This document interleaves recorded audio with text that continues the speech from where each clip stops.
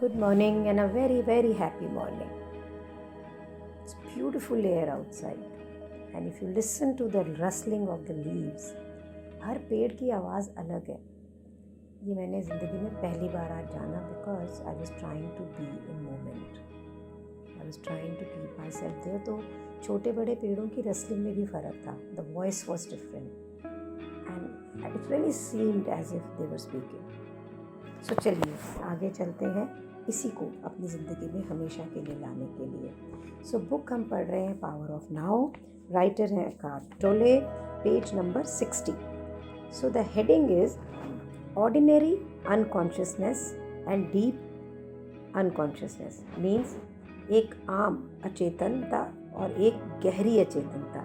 तो प्रश्न है, what do you mean by different level of unconsciousness. आप क्या समझते हैं कि ये जो अलग अलग लेवल की अचेतनता है ये क्या होती है. सो राइटर का कहना है कि आपको जहाँ तक है ये पता ही होगा कि जब हम सोते हैं तो हम बार बार कभी ड्रीमलेस स्लीप, कभी ड्रीम स्टेट, इसके अंदर डिफरेंट फेजेस में हम मूव करते रहते हैं. इसी तरह से जब हम जगे हुए होते हैं हमारी जो वेकफुलनेस होती है वो भी शिफ्ट होती रहती है ऑर्डिनरी अनकॉन्शियसनेस और डीप अनकॉन्शियसनेस में. मीन्स हम कितने इस वक्त अचेतनता की हमारी लेवल क्या है, हम इसके अंदर आगे पीछे होते रहते हैं. सो एकार्ट का कहना है कि जब मैं कहता हूँ आम अचेतनता, तो उससे मेरा मतलब है कि हम अपनी पहचान, अपने सोच, अपने प्रोसेसेस, अपनी भावनाएं, अपने जो रिएक्शन है, अपनी इच्छाएं, अपने हेट्रेड, एवर्जन जिनसे आपको बिल्कुल अच्छा नहीं लगता है, उनसे बनाते हैं. और ऐसा मोस्टली लोगों के जीवन के अंदर एक आम स्टेट है. ऐसे स्टेट के अंदर, ऐसी अवस्था के अंदर हम अपनी जो ईगोइक माइंड है उसके द्वारा रन किए जा रहे, वो हमें लीड कर रहा है और हमें ये नहीं पता कि हम कौन हैं.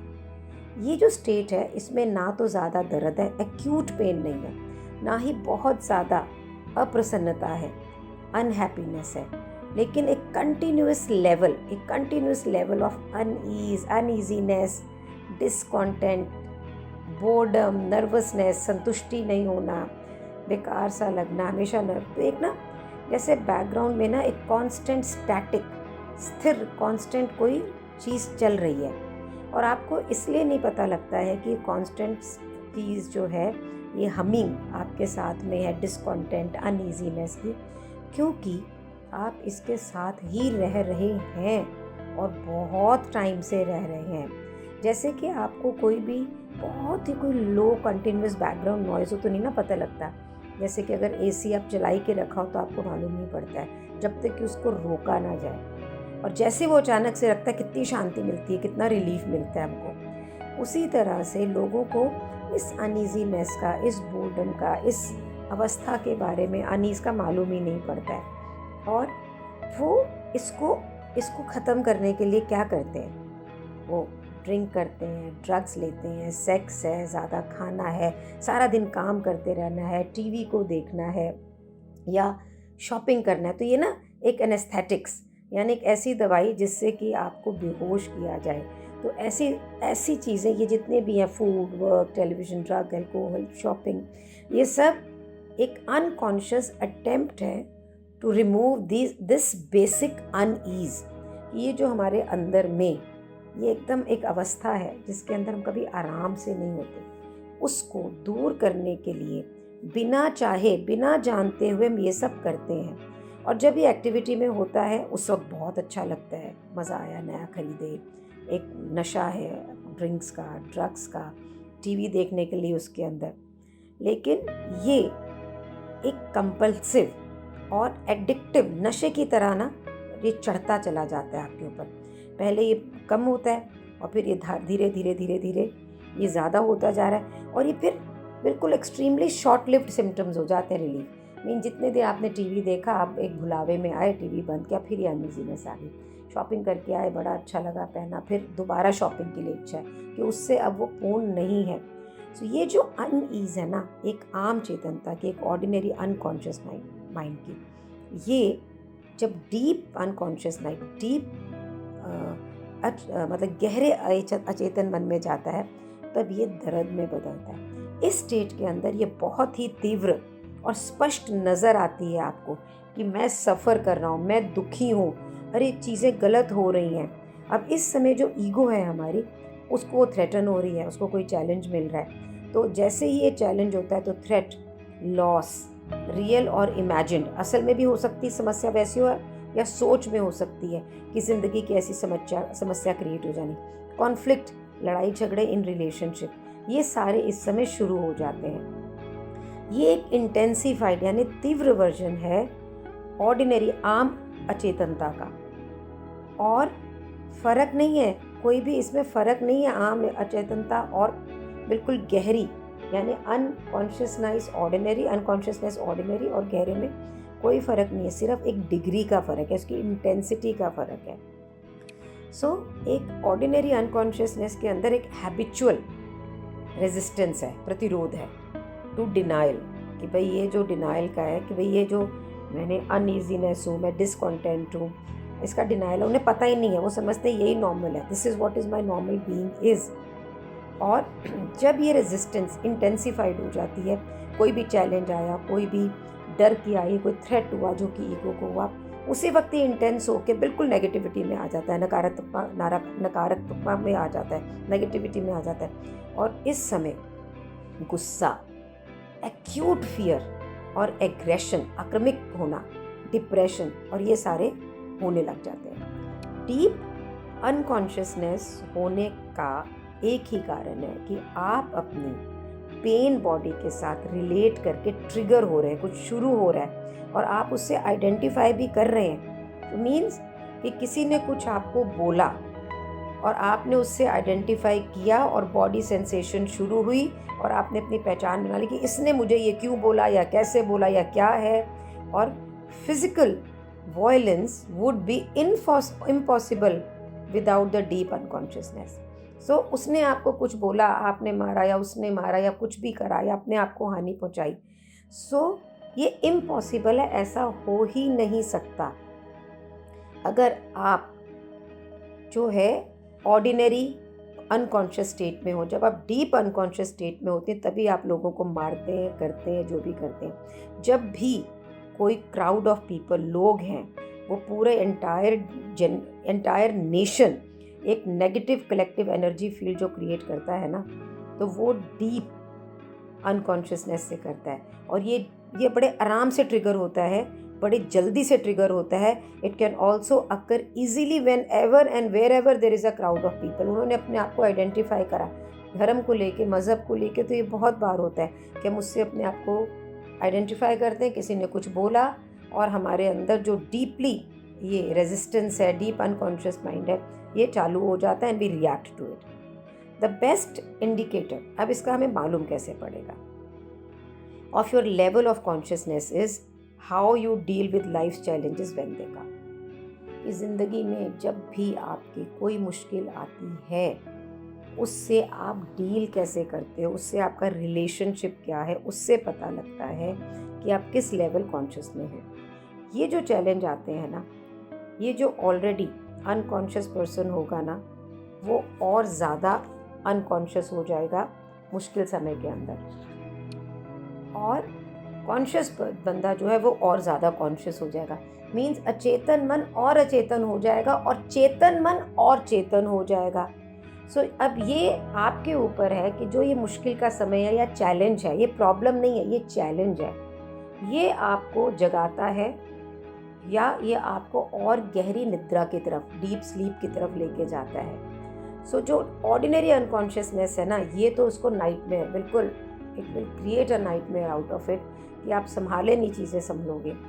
सो आप अगर प्रेजेंट नहीं हो पाते हैं, आप उस वक्त ऐसे सर्कमस्टांसेस में, ऐसे माइंड स्टेट के अंदर आप नॉर्मल सर्कमस्टांसेस को आप जान ही नहीं पाते हैं।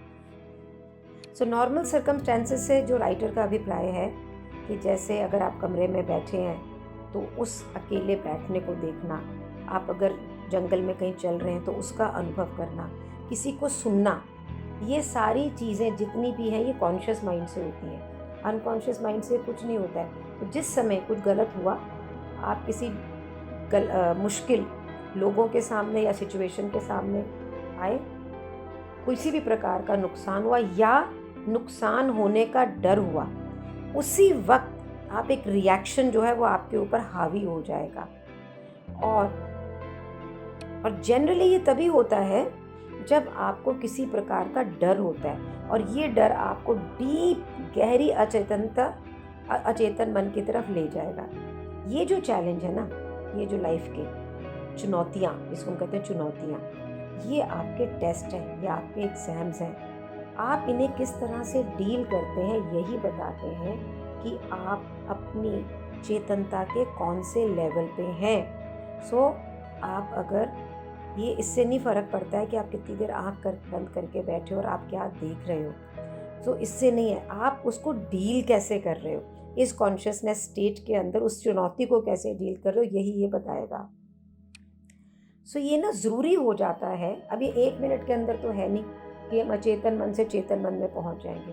तो ये ज़रूरी है कि जब हम अपनी आम ज़िंदगी जी रहे हैं ना, ऑर्डिनरी सिचुएशन जिसमें चैलेंज नहीं है, उसके अंदर इसकी प्रैक्टिस करें, इसको लेकर आएँ अपने अंदर। Bring more consciousness in your life, जिस समय ये स्मूथ ज़िंदगी चल रही होती है, ताकि आपको प्रेजेंस की जो पावर है, जो आज के नाउ की पावर है, वो आपके अंदर ग्रो करे और आप एक ऐसा एनर्जी फील्ड अपने चारों तरफ क्रिएट करें जो हाई वाइब्रेशनल फ्रीक्वेंसी में हो, जिसकी जो वाइब्रेशनल से ना हमारा मतलब होता है कंपन, और फ्रीक्वेंसी से होता है बार बार, मतलब बिल्कुल तरंगों की तरह ये हो।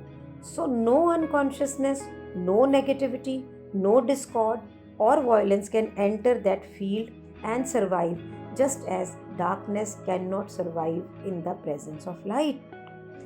ये जो एनर्जी फील्ड आपके चारों तरफ क्रिएट होगा ना, इसके अंदर किसी भी प्रकार की नकारात्मकता, किसी भी प्रकार का वायलेंस यानी मार कूट, क्रोध, डिस्कॉर्ड होता है, किसी से मतभेद होना, ये सब एंटर ही नहीं करेंगे।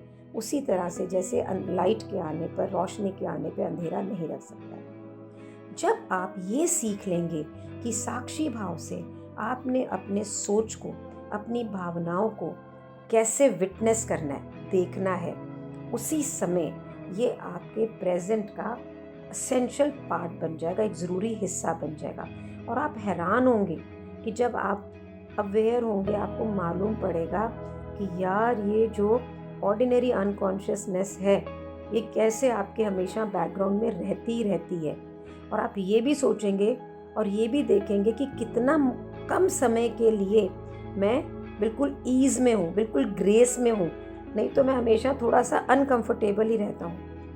On the level of your thinking you will find a great deal of resistance in the form of judgement, discontent, mental projections away from now.